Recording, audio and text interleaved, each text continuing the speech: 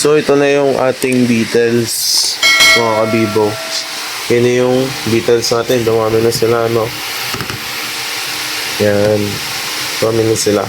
Ngayon, kung mapapansin nyo, may mga napakalinis ito yung bago ko sila ilagay dito. Ang linis na ito. So, maaari, may mga, yan, nakita niya yung mga kabibo, yan mismo, yan, yung sa gitna, yan yung itlog nila. Ganyan yung itsura niyan, mga kabibo. So, hanap pa tayo ng mas klaro. No? Kasi usually, may insekto.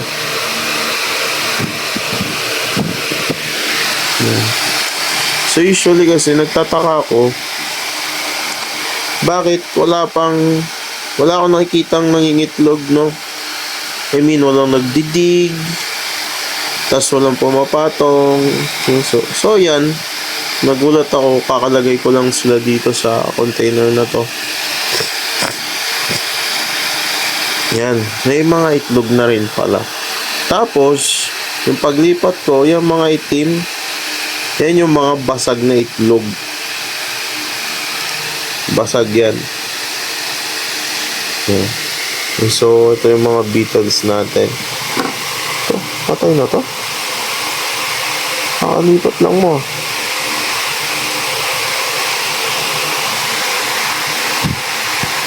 Kakalipat lang na ito. So, malapit-lapit na mga kabibo. Lapit-lapit na tayo magbenta ng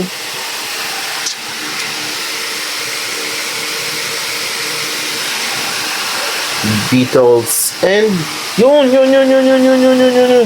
Kita niyo yung kabibo. Yan. Yun, okay. Nakita ko na. Yan, ganyan ang sexing ng babae at saka lalaki, ganyan. Yan, nakita niyo yung puwet? Nakita niyo yung puwet? Yan, ganyan. Ganyan sila mag-mate. Yan. Ito pa. Yan. So, nakikita niyo, mga kabibo, yung sa buntot, banda, yan yung nasa taas, yan yung lalaki. Yung sa baba, yan yung babae. Yan. Ganyan sila mag-mate, no? So ngayon, since nakita na natin personally na nagme-mate na sila, so possibly itlog na yung pinakita ko sa inyo nung umpisa, yung una, no? So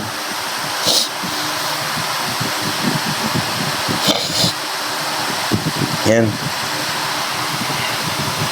Medyo kasi hindi ako nag-update gawa ng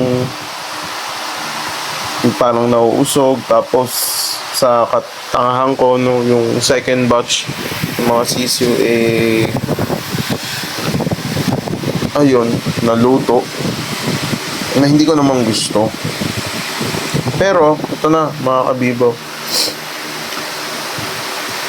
may third batch na tayo, which is konti dun sa manok, mga sisiyo natin, konti. Pero okay na rin, at least meron tayong Tapos ito, yan, malalaman natin tong container na to mga 3 weeks. Bigyan natin to 3 weeks. Yan. Tapos ito ang ginawa ko noon. Ganito ang ginawa ko noon. Ayan. So, ito, ilalagay ko dito. Anong purpose nito? Ang purpose nito, they will lay eggs dito. They will lay eggs dito sa mga singit-singit na yan. Instead na sa ilalim sila mag-lay, nung beddings nila, dito sila magle-lay. no? Kasi hindi natin ma-prevent yung paglelay nila dito sa bedding sila. Never natin ma-prevent yan. So, I suggest every 3 weeks pag magpapalit kayo, 'di ba? Ito, lalagay nyo ulit sa new container pagka puno na. Malalaman nyo mga kabibo kapag may itlog na to. May mga puti-puti yan. Nakikita nyo yan doon. No? Ipapakita ko rin yan sa future vlogs. So, pag magpapalit kayo nito, no, kumbaga kukunin nyo siya, tapos ilalagay nyo sa another container, tapos maglalagay kayo ng bago. Bago kayo maglagay ng bago, magpalit na rin kayo ng beddings. Okay?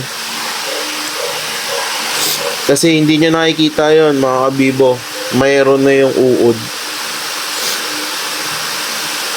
Kasi hindi natin talaga ma-prevent yung pag-lay nila sa ilalim ng beddings nila.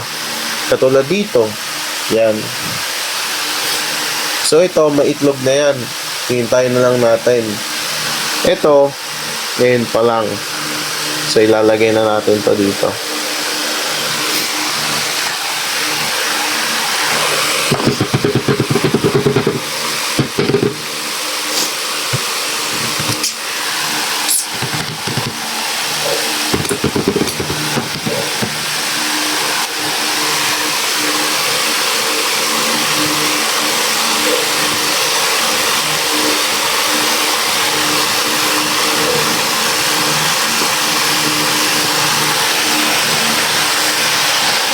Yan.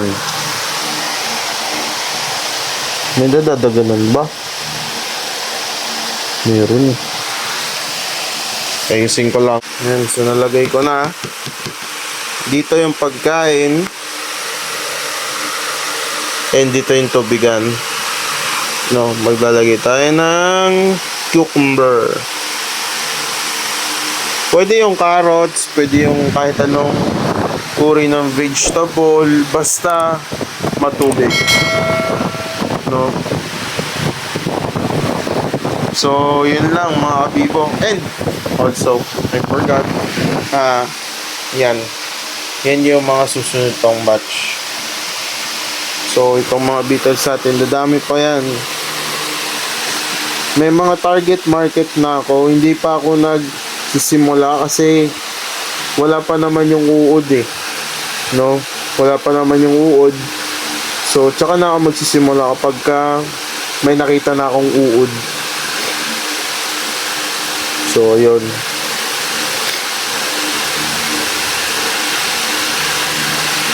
Yan mga kabibo. Sa ulitin. Bye-bye. So, hello mga kabibo. Ayan. Tingnan na. Ito na, ganito na sila kadami. Yan. Ito pa yung mga magiging soon breeders. Meron pa doon. Ito meron pa dyan. Yan o. Ilan na lang yan. Tapos, yan, makikita nyo. Ganyan na sila kadami, mga kabibo. May mga namatay na rin pala. And so, ito pa tayo. No.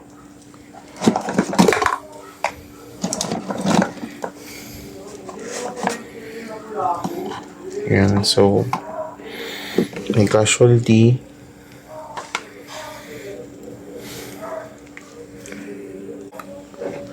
So, for today, ang ipapakita ko sa inyo is gaano nakadami. Uy! Wait. May nakita na akong mga uod. May nakita na akong mga uod, mga kabibo. May mga uod na ulit tayo. So, kailangan ko na ito palang palitan. No, kasi may nabiyak na mga uod. So, tingnan natin. Yung mga uod na tinutukoy ko. So, meron dito. Yan natin ha.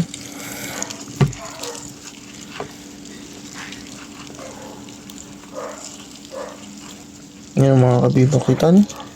Kita niyo? Yan. So, meron na tayong mga uod. Kita, di ba? So, yung last recording ko ay October 7. So, nag-base lang ako doon. Kasi, di ba? Ganito yan. From Beatles na ganito, yung sobrang puti na Beatles na ganito, it takes 5 days to 7 days para maging ganyan siya kaitim. Okay? Ganyan siya kaitim. Yung iba, more than 7 days. So, tingnan nyo na lang. Depende yata yun sa hindi ko maano. Pero, yun ay according sa aking observation. Hindi siya 24 days. Diba, sinasabi nila na from puting Beatles, within 24 days magiging itim na siya. So hindi yun totoo, no, according sa aking observation. So ito, makikita nyo, ito ay 4 to 5 days na to. Ito naman 5 to 6 days. So magre-record ako niyan sa future para malaman talaga natin yung exact na na kung paano sila kung gaano sila ka iitim, no, magiging ready to mate. So ngayon, 'di ba, naging itim na sila. Yan. Naging itim na sila, no. So hindi kaagad sila magme-mate, mga kabibo, katulad nun. Yan, yung ganyan. Hindi kaagad sila magme-mate. Hindi sila ganon. So, mangyayari, pag umitim yan sila, meron silang yan 1 linggo hanggang 3 weeks. After 3 weeks, doon ko nakita nag-mate na sila. Start mating na sila. Okay, so yung October 7, yun ay ika 3 weeks. Kaya kaya may nakita na tayong mating, no. So ayun ay according sa aking observation.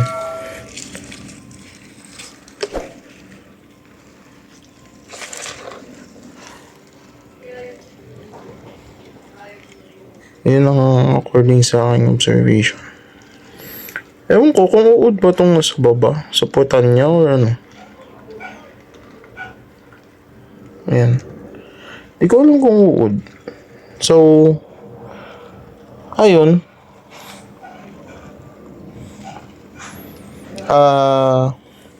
Ano muna natin, kunin muna natin.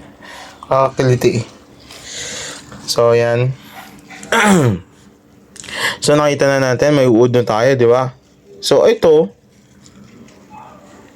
ayan, nakita na mga kabibo. May gumagalaw na dun, oh. Di ba? So, first sign yan na may uod na tayo. Kasi wala namang Beatles eh. Wala naman nakabarrow na Beatles dyan. Ito ay mababaw. Ayan, mababaw. Pero kung makikita nyo, ay uod na. Ayan. So, may ilan-ilan na. Dami na pala. So, yan. Yan yung mga na natin. So, yan na yung mga ibebenta na natin, no? So, sa future, 3 months from now, today is October 28, 3 months from now, magbebenta na tayo ng pwedeng Beatles, pwedeng live na uod, no? And pwede din naman yung dried, no? So magbebenta tayo niyan.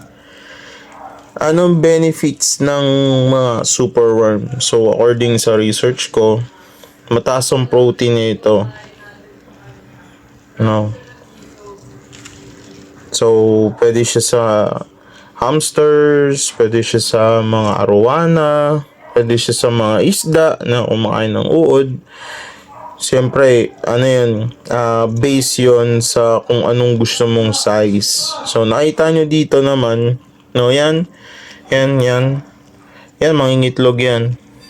Yan, mga kabibo, yan. Sa inyo mangingitlog yan, diba? Mangingitlog yan, mga kabibo. Yan. Nag-iwan na yan ng itlog niya. Nagbabaraw na yan. No? So, balik tayo dun sa topic. Pagka, syempre may mga isda na maliliit, so, pwede kang umorder sa akin ng maliliit na uod. Pero pwede din naman na malalaking uod, yun na yung 3 months pataas, no? So, titingnan natin kung paano presyuhan. Pero syempre, affordable tayo. Okay, so hindi tayo overpricing, di rin naman tayo below, no?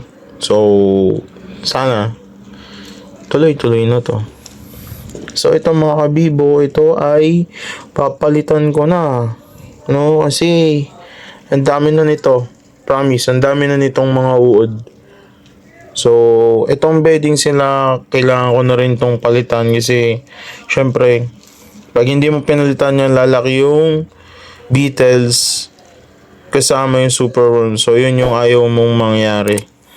Ayaw kong mangyari din yun. Kasi, as far as I know, beetles sa beetles, hindi sila nagkakainan.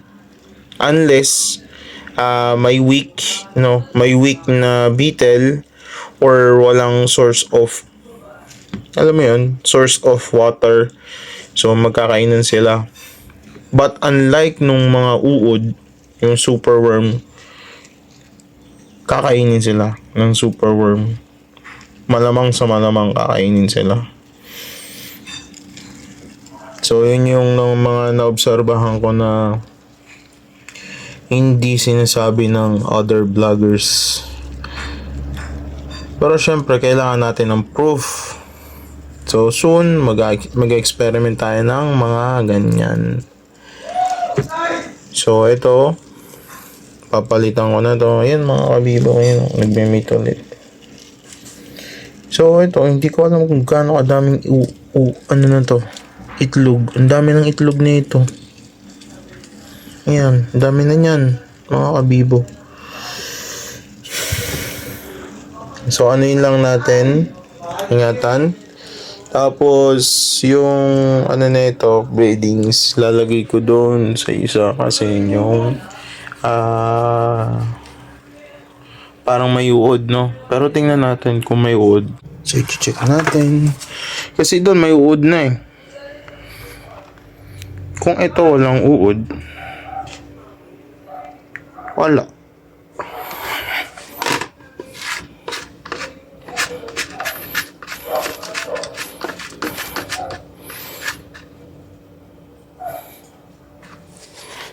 Let's see.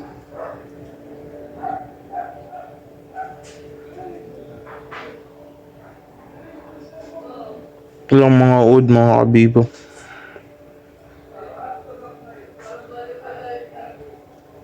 Walang mga uod. So, titingnan natin. Dito pa. Meron pa tayong titingnan. So, since ito ay wala, ayusin na natin yung ano natin bukas. Lagyan na natin to dito.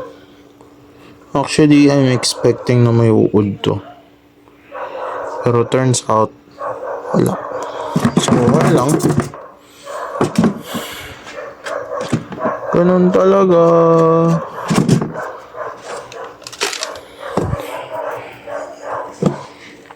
Yan. So, yung ano, ilalagay natin dito, itong karton. Para makita nyo rin kung ano itsura ng uod. Tapos, pagkakuha natin ng karton, lalagay natin dito. Naglalagay ulit tayo ng bagong karton. So, tanggalin ko lang yung mga beetles. So, yan, nalagay na natin yung mga beetles dito. Ito, ilalagay natin doon. So, lagay ko lang muna. So, ayan, nalagay na natin dito, no? Ayan. Ito naman, babalik natin dito. Pagpasensya nyo na mga bibo kasi wala akong tripod. So, lagay ko lang muna. So, yan mga kabibo. I'm planning na ibalik ulit ito dito kasi baka may mga naiwan dito eh. May mga naiwan dito mga uod. Baka sayang naman kung mamatay. You know. Yan. Hmm. Ay, balat na pala yan. So, kanina, hanapin ko. Ang laki na rin eh.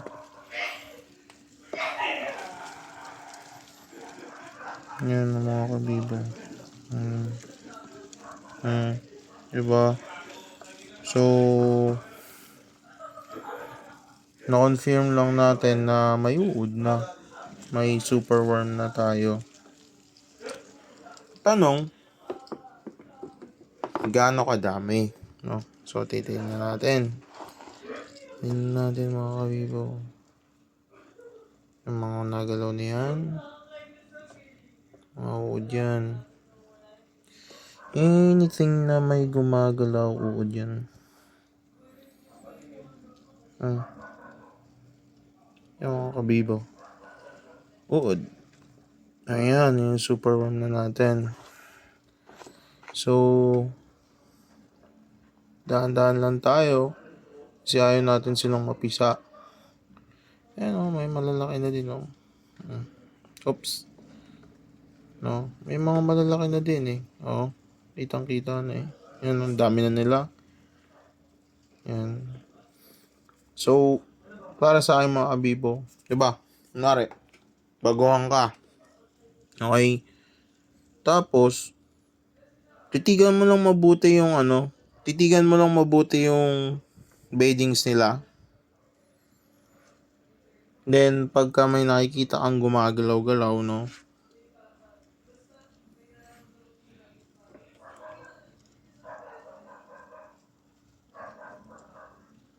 Weird. Gumagalaw to weird. wala naman tali. Yan.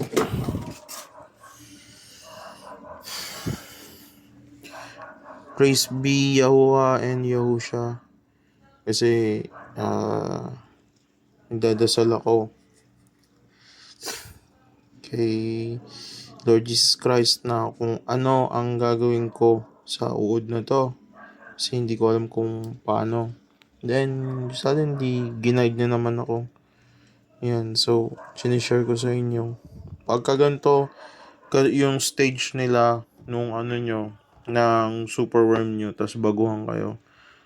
Kung gusto nyo ma-confirm, I suggest gently, gently lang. Kasi wag yung ganyan, sobrang wag. Kasi baka mapipi mo yung uod. So, nakita na rin natin na marami-rami ng uod. So, ibalik na muna natin to. Kasi kailangan din ng uod dun sa baba. Yung,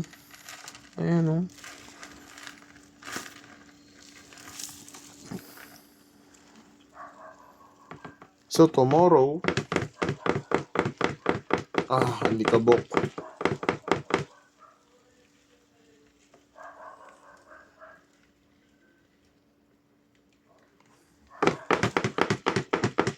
Pagpag niya lang maigi, mga kabibo.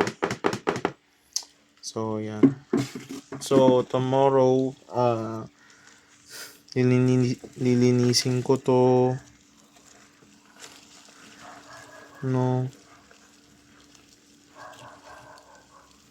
Lilinisin ko tong nila, kulungan ulit. Tapos magdadala na ako ng bagong ganun. Or lilinisan ko na yan. So, nakita natin, today marami na tayong superworm. So, start na tayong mag-countdown. So, yun mga kabibo. Please don't forget to subscribe kung enjoy ka sa panonood ng superworm, no? And 3 months from now, pwede na ako magbenta ng beetles and superworm. So, kung may exotic pet ka, like keeper ka ng lizard, hamsters, chickens, no? Anything exotic na kumakain ng uod, you can contact me para sa sa superworm, no? Ilalagay ko na lang dito sa baba yung aking contact information, and then subscribe na rin para ma-update ka sa mga future ko pang i-upload, no? And don't forget to click the notification bell. Yun yung ma-update ka sa mga future vlogs ko pa. And then, ipopost ko rin to doon sa Facebook page ko. No, syempre marketing na tayo. May target market na ako ng mga uod na to. Pero syempre, the more, the merrier. Diba? So, what do you say? Ha? Beetle? Ang cute. Wag mo lang isipin na bug sila para hindi ka matakot. Actually, hindi naman sila nalipad. Hindi sila nalipad, mga kabibo. Ding! Yan. Oh. So, sa ulitin mga kabibo, salamat sa panonood. Paalam.